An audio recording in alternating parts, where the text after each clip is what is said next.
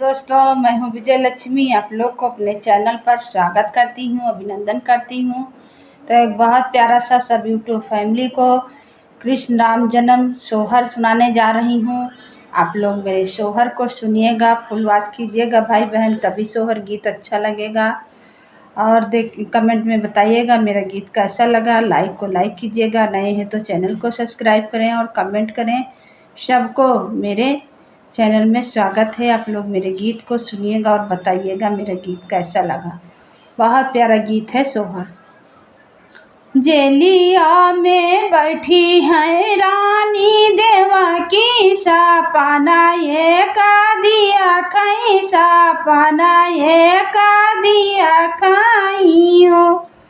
बहिनी खुआ दी जगावई बास देव, सपना साचा होई है, सपना साचा होई है हो। जेलिया में बैठी रानी देवकी, सपना ये का दिया कहीं, सपना ये का दिया कहीं हो। बहिनी खुआ दी जगावई बास देव, सपना सच होई गे, सपना सचा होई गाये हो। तू ही मुआरी राजवा से राजवा, तू ही ने सिरा साहेब, तू ही ने सिरा साहेब हो। राजा हो राजा लेके जाते हो हमारा लाला नवा, गोकुल पाऊँ चावो, गोकुल पाऊँ चावो हो। राजा लेके जाते हो हमारा लाला नवा, गोकुल पाऊँ चावो, गोकुल पाऊँ चावो हो। नहीं सुनी पाई है बीराना हमार, नहीं सुनी पाई है बीराना कान से, तो छीनी लाई जाई है, तो छीनी लाई जाई है हो। राजा जाने पाई है कृष्ण, ओ राजा जाने पाई है कांसाई भैया, तो छीनी लाई जाई है, तो लाई कई पाटक दई है हो। राजा जाने पाई है कांस पापियावा, तो लाला कई हा छीनी लई है, लाई कई पाटक दई है, लाई कई मारी दई है हो। ये तना बचाना सुने वसुदेव, उठाई लाई लिया ले उनु, उठाई लाई चल दिया ले हो।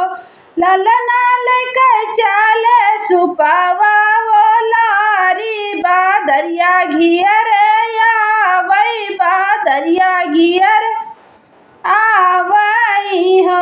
बहिनी ललना लेकर चले वासुदेव, बादरिया घियर आवई, बादरिया घियर आवई हो।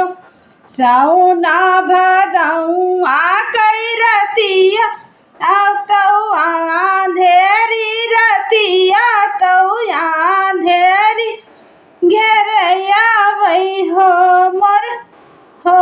बहिनी बढ़िया वही गंगा जमुनक धरवाला, हरे लहर करई, लहर लहर करई हो। बहिनी बढ़िया वही गंगा जमुनक धरवा, लहरी लहरी करई, लहरी लहर करई हो। जमुना के धार कैला हरी देखी कोनो, जमुना के दिया खेला हरिया, तो कौनो जातन करई, कौनो जातन